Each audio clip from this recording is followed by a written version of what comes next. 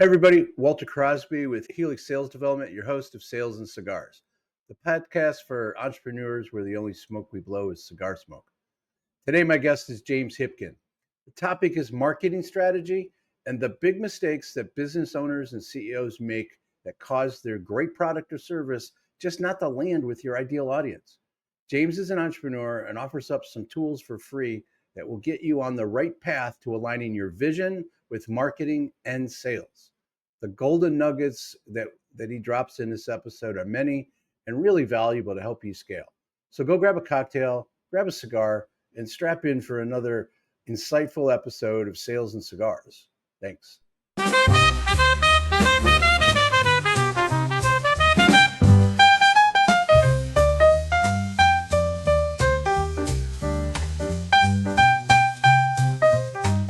James, welcome to the program. I appreciate you taking some time out of your busy schedule to have a conversation. Hey, I am so glad to be here. I'm looking forward to sharing some thoughts with you and hopefully bringing some value to your audience. Well, that's the idea, and value to the audience, value to you, and for me to learn something and have some fun. Yep. Those are the three big goals. Fun is good. Fun is important. If you're not having fun, you're working. And to me, even when I'm working with clients, if I'm not enjoying those conversations and working with those people, it doesn't last very long. I'm still in touch with clients that I worked with 25 years ago. So it's you got to have some perspective. One of my lines, because we do lots of stuff with lots of moving parts and custom software, and crap breaks, and clients will call up and in a panic, and my standard response is, so are any puppies going to die? But I got a thing that stops them every time, and they're like, no. Okay, something broke. We'll figure out what broke. We'll get it fixed. Nobody will remember in 24 hours. It's a great line to get somebody. I call it lowering resistance. Mm-hmm. Right. We just get everybody back down to like this emotional state where we can have a rational conversation. Yep. And for the most part, we're not brain surgeons. We're not surgeons. So there's not an emergency. There's things that need attention, obviously. If we miss something by an hour or there's an issue, nobody's dying, and puppies aren't going to die either. People get their drawers in a bunch. Mm-hmm. So let me start off like I often start off. Is there a book that you reread or that you gift often to your business colleagues? Yes, there is a book, and it's not common, but it had a huge impact on me when I read it when it first came out. And it was by a consultant from the Boston Consulting Group. His name was Reichheld, and it was called The Loyalty Effect. And he wrote a book about all of his experiences understanding the power and the value that your current customers are your number one driver of growth. And it's often overlooked because everybody's in a panic about, sales funnels and marketing and advertising, and I've got to get people in and all that. The most powerful engine of growth is your current customers. And the loyalty effect was written and proved it. Like, he had the data. This wasn't just esoteric rambling. He had the data and he proved it. And I took a lot of his ideas and have used them throughout my career. And I have reproven a lot of those ideas with work with companies like Wells Fargo and Visa, and where I had access to the data. And it's powerful stuff. And it really informed so much of where I'm at. And the successes I've had in my career have been that concept of start with your customers.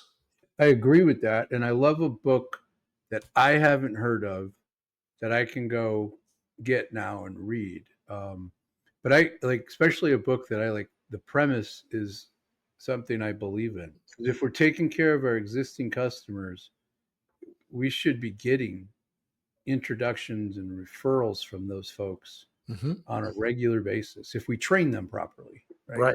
Right. And we earn it basically. You got to earn it every And day, every week, every month. and there's another huge benefit when you really truly understand your best customers. And I chose my words carefully there because all your customers are not equal. 80% of your revenue is likely coming from 20% of your customers. The Pareto And principle exists for a reason. yeah, and another principle that's important in marketing is the best marketing in the world won't change a customer's need state. If they don't need what you're selling, they're not going to see your marketing. Doesn't matter how good it is. They don't need it. They're not going to see it. People are overwhelmed with the noise. So understanding your best customers and what makes them tick can really be a powerful engine for your sales efforts. Because if you understand what your current best customers are all about, then you start to craft your marketing to attract more people like them. It starts to build on itself, and it takes all that power and multiplies it. Because you're working with people that understand what they need, you're working with people that you understand them. Mm-hmm. um, I had a guest on the other day who shared that it's cheaper to go get new business, right? And he had data statistics to back it up. I think that if you really understand the psychological profile of your buyer, Mm-hmm. you care about, you understand what they desire and what they fear, what motivates them, and you can tap into that language, and you're able to niche into that. But if you don't model that and you're not clear about why they Mm-hmm. why they're buying from you, and if you just ask, it's weird. All you have to do is ask, and they'll That's tell right. you. Yep, they will. And it's one of the things when I audit digital marketing programs, when I audit websites, when I look at the work, there's one problem that is common almost in every situation, and that's an absence of strategy. Yeah, There's a whole lot of what I call checkboxism. I'm supposed to have a sure. website. I got my nephew to make me a website. Look, there's a website. Check the box. But they don't know how to use it with the rest of their marketing, the rest of their sales effort. They're not Right. making sure that the marketing message is congruent with the sales message, right? And if we confuse our buyer in that transfer, we're done. And that's Yeah. strategy, because strategy is the backbone of your marketing plan. It's the thing that everything hangs off of. And it's the thing that gives your marketing plan strength. So if when you're talking to somebody, so our audience is that, small to mid-sized business, right? Mhm. Not the billion-dollar companies. I mean, you've worked with a lot of those folks, but in terms of that smaller to mid-sized, so they have that issue, probably even more so than the bigger companies. How do you get them to think differently about that strategy and connect it to their buyer, to their marketing message, to their sales message? Well, I've got a couple of ideas, and a little controversy can go a long way, and it gets people's attention.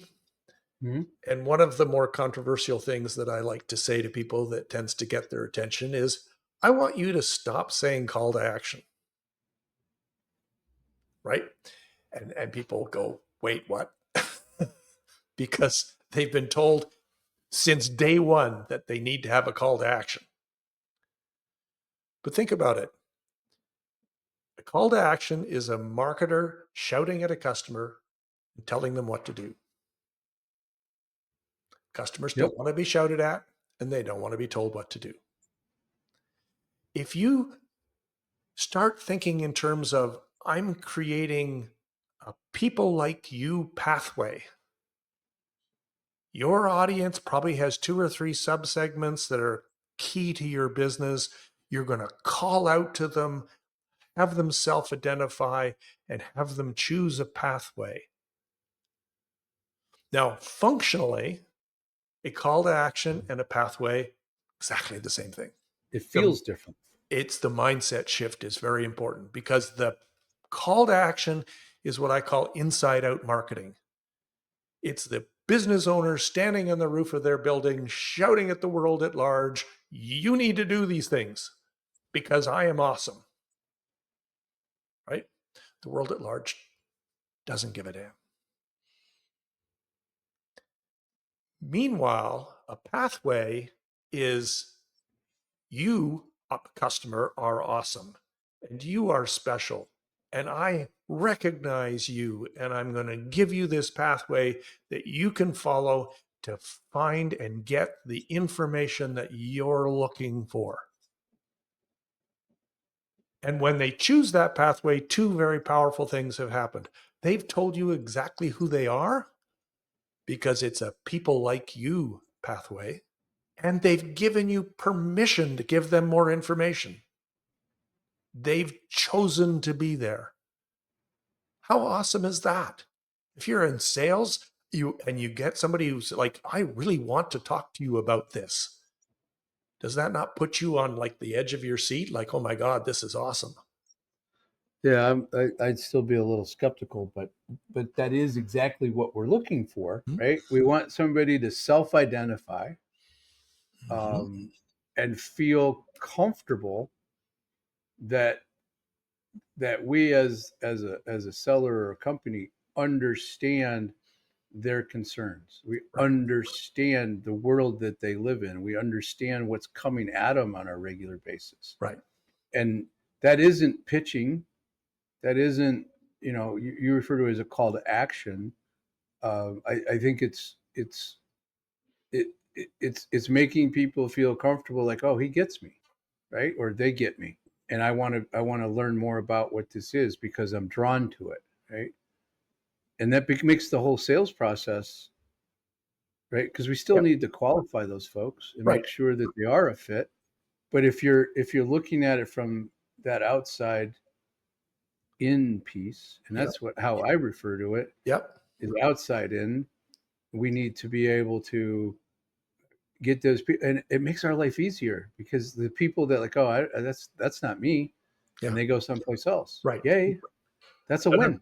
another principle of marketing is it's as important to repel the wrong customers as it is to attract the right customers. And this concept of pathways accomplishes that. It's a simple concept to get somebody to understand. Then Mm-hmm. they have to go execute on it, and this Right. is where the rubber meets the road. And this is where, when I was working with large brands and multi 8-figure budgets kind of thing, it was nothing for us to spend the money on the research required to do customer avatars and build the buyer's journey maps and using research and focus groups. And I mean, this was business as usual. And it's one of the ways that the big brands differentiate themselves from smaller businesses, is that they can afford to do this and the smaller business can't. So they do a lot of guessing. And they end up with a lot of inside out marketing versus the outside in marketing that's practiced by the bigger, more strategic brands. One of the things that we've been doing is trying to harness the power of AI to bring some of this thinking and make it accessible to these smaller businesses. So Doing research with AI. well, it's not research. No, what it is in part, I partnered with an old colleague of mine, much to my wife's amazement. People who work with me like me, they keep coming back. Um, And she and I developed a guide, an interview guide that we give to clients, and the clients go and they find their best customers and they interview them and they record the interviews. And it's a structured guide so that we're getting all of the information that we're looking for, but we're getting it in the customer's own language. We're getting it as they talk about it. And then we take those 6 to 10 interviews, the audio files, and we put them into a custom GPT Ah, that we created. And gotcha. it's got all of the knowledge files attached to it and the insights from myself and from my colleague and from secondary research that we've done. And it analyzes the transcripts from the interviews and generates an avatar of your ideal customer. And it generates the buyer's journey map that describes what caused them to become aware of the need for the category. What process did they go through when they were researching? What were the decision factors involved when they were prospecting and trying to decide between this option and that option? And then what were the final drivers for the purchase decision? And that mapping of that journey map allows you to craft your marketing so that you're not shouting at people, you're supporting the journey that they're on because you know what they're looking for. And And you're getting it straight from your ideal customer. and you're getting it straight from your ideal customer and then using extrapolating from that out into the marketplace in totality to attract more people like your ideal customer. And a study like that in using traditional techniques with focus groups and the rest of it might cost you 50 grand. This process is a fraction of that cost. The ROI on that is huge Oh yeah, massive, massive. because that goes beyond. I mean, maybe I'm wrong, but it goes beyond a website.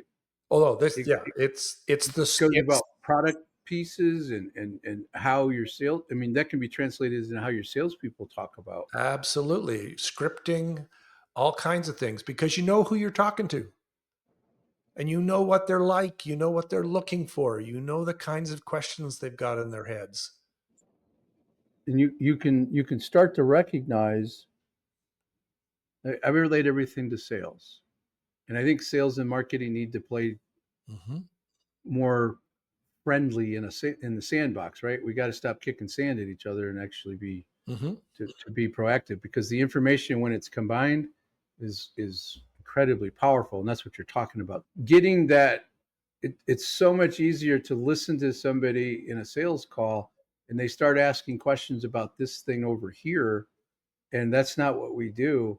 So it's so much easier to say we don't have a fit.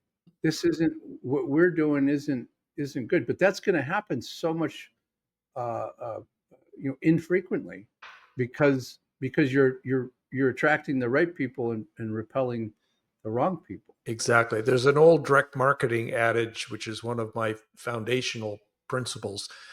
I didn't invent it. It's been around for a long time, but it's no less valid today than it was when it was first coined by whoever said it first. Get the right message to the right person at the right time.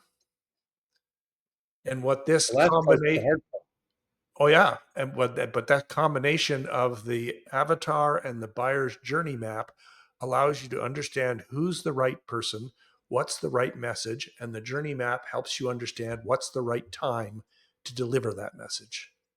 Because what you say to somebody at the top of the funnel when they're just recognizing that they have a need is not going to be the same as what you say to them when they're trying to make a decision. Should am I going to pick this person or am I going to pick this person? But if you've taken them through that journey, right, and you've taken them down the pathway you're talking about, Mm-hmm. and they've self-discovered, oh, that is something that we have, and oh, and you're changing the conversation as you're traveling through this path. They're naturally going to be, you get me, Mm-hmm. right? You find like with the old Sally Fields when she won the Oscar thing, got all like, you finally get me. That's sort of what's happening when this is working. You're building trust, you're building relationship all through the marketing process, so that when the sale is happening, it's not so much a sale as the next logical step in their journey. And they're going to take that step with you. If the sales guy doesn't screw it up, that's sort of the challenge, because they have a tendency. I've told this story before, but I knew I wanted to buy a particular type of air conditioner and furnace, right? I wanted a particular combination. I knew what the size was. I knew what the brand was. I called the people that said that they had the brand, come out, and I'm like, all right, you have this and this? Yep. Okay. I'm ready to go. Well, let me walk you through. Mm-hmm. You're not listening. Like, I'm ready to buy. Write it up. And he couldn't help himself. I've been taught to do this pitch and to make you sure that you understand and I don't care.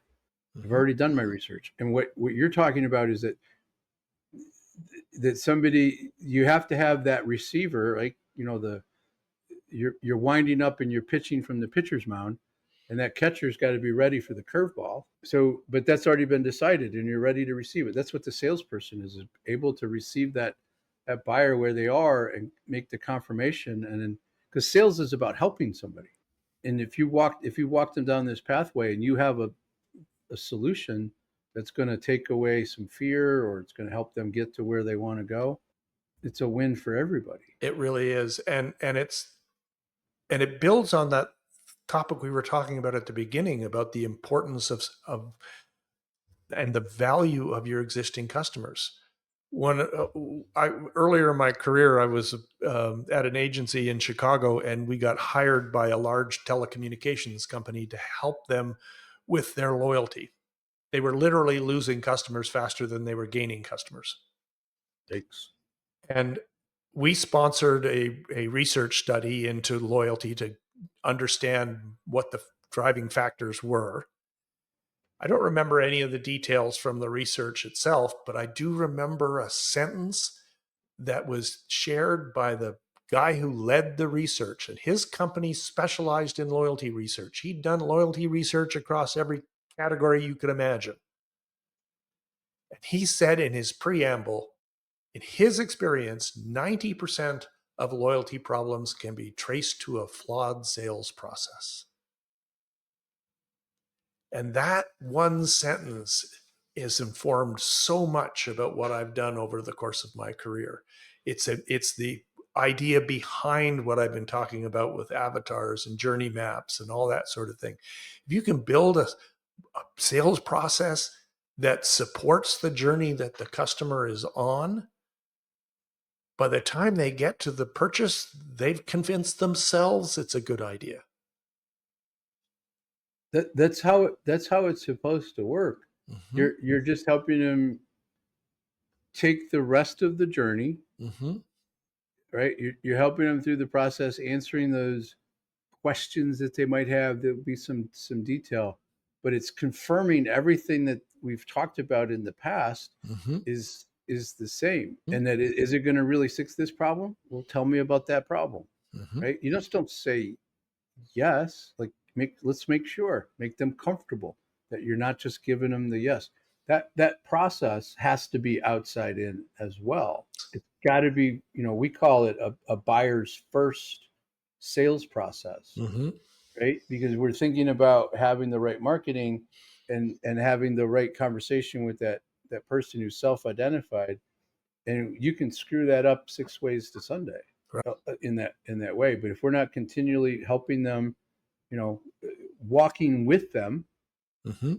through this path, not in front of them, not pulling them, not pushing them, walking beside them, Right. seeing the same landscape as they have Yes. from your perspective, right?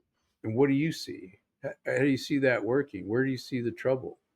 Salespeople are afraid to ask those questions that the salespeople need to hear, that help them say, yeah, that's going to work. You sure? Like, you have this problem and that problem. Yeah, but we can do this. When they start to describe how the solution is going to work, then they're really they're engaged. They're not confused. Right. They're engaged. And there's another, I spent a lot of time during my career training account executives on working with clients and that sort of thing, which is in many regards one of the hardest things for them to learn how to do, and one of the most important things for them to do: stop talking. Yeah, there's that. There's that. You got to listen. Think about it from the perspective if you watch a football game and at halftime the coach is running off and then they get the sideline reporter to ask three questions. They never listen to the answer. Mm-hmm. They're just waiting for them to stop talking so they can ask the third question because the producer's in their ear. That's what salespeople do often. And they step on their, even if they ask a good question, they don't stop talking. They try to help them, like, just ask the question and And shut up silence and is let your them go. friend, because if you take a pause and you make some silence and you make an opening, it's amazing. The client will tell you all kinds of information about what they're struggling with, et cetera, et cetera. I remember like 4 years in or so, when I was working with this telecommunications company, an executive from one of the other advertising agencies came up to me in the hallway and said, James, you need to write a book. I'm like, what? He said, you need to write a book. I says, really? What do I need to write a book about? He said, you've been handing us our lunch for 4 straight years, and we all still like you. But that says about how you deliver. It says about that you're actually helping them, and it helps them understand. I mean, you've got this the guide that you're talking about to interview their customer. That's an amazing tool to help somebody really start that strategy component of their business. Right. So, I mean, that's just one of the pieces that you've dropped here today. What what's the best way for people to dig in a little bit more, get more James, get more in your company? Where would you send them to gather more data to start to Well, understand? I learn a great deal by sharing conversations with people and hearing their perspective and recognizing the challenges that they're facing. The gray hair is quite legitimate. I've been doing this a long ass time. Uh, there's very little that somebody's going to tell me that I haven't heard before. But I'm able to distill a lot of that experience down into principles and down into things that people can relate to that just make common sense.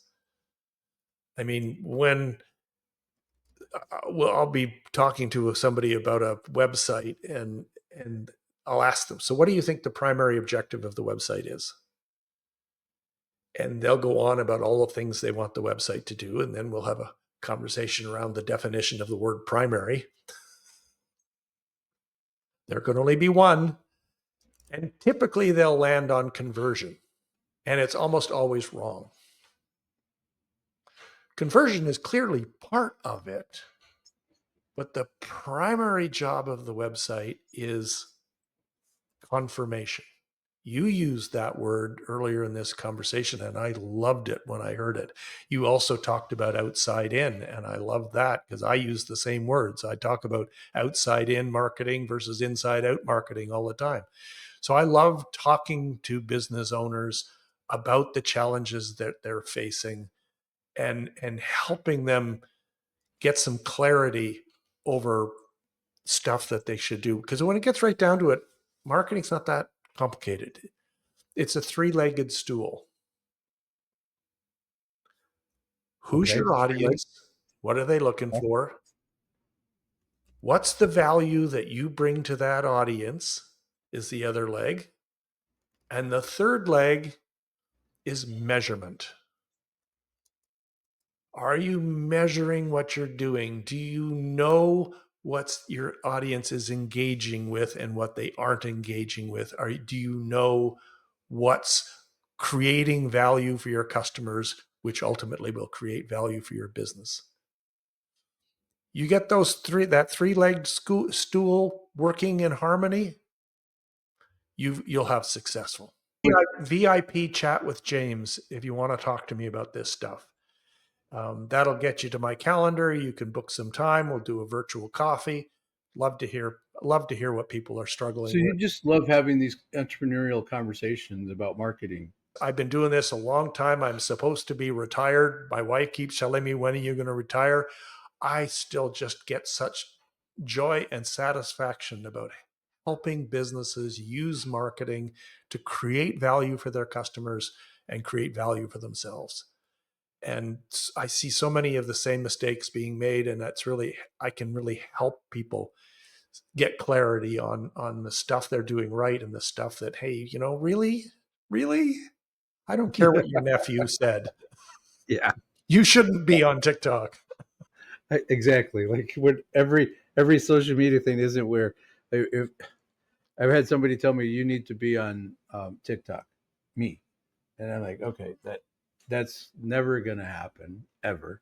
And if my ideal client is on TikTok, then I need to find another client because that is not me. That's just not. I can't be authentic Yeah, in that space. So people should go to their website and dig in and try to and get a conversation with you over a virtual coffee. So absolutely. And if they're interested in the tool set that I just talked about, marketing, we call it Marketing Sage Advantage, and it's Sage like the smart person, not the stuff you burn in California. Um, mm, it, you can go to marketingsageadvantage.com, and that we've got a whole landing page there about what the product is and how it works. But we've used it. We've got a bank client that's using it. We've got a manufacturer of women's skincare products. We've clients have it's just made a huge difference to the quality of their messaging. Because if you think about it, I use the wheel analogy a lot when I talk about marketing, where the website is the hub and the digital marketing channels are the spokes, and the content and messaging strategy is the rim that holds it all together. yeah. You've probably heard about hub and spoke before. It's that rim thing that because the power doesn't come from the bits and pieces, it comes from the connections. Yeah. And holding it all together. Yeah, that's what brings it all together. And Marketing Sage Advantage is the tool set to give you an objective understanding of who your customers really are, demographically, what they're like as people, what is the pain that they're struggling with, and what is the transformation that they're looking for. Super, super important to building that content and messaging strategy. Otherwise, it's like a bowl of spaghetti. Everything just kind of flows together and you don't know which end is which. And everything's equal. And that's the measurement piece of it, helps you understand that everything isn't equal. It is not. So I'll have the marketingsageadvantage.com in the show notes so people can go there, check that out. So my last question, James, past or present, any relationship with cigars? I'll tell you a funny story about cigars. I was working, I'd been transferred to South America, and I Oh, was working in South America with Pillsbury. We were launching Green Giant canned vegetables in Latin America, and I was the liaison between the consumer packaged goods people at Pillsbury and the local agencies in South America. It was a fascinating 3 years of my life. Partway through, we were heading back up north to go home to take a bit of a vacation and a deep breath and etc.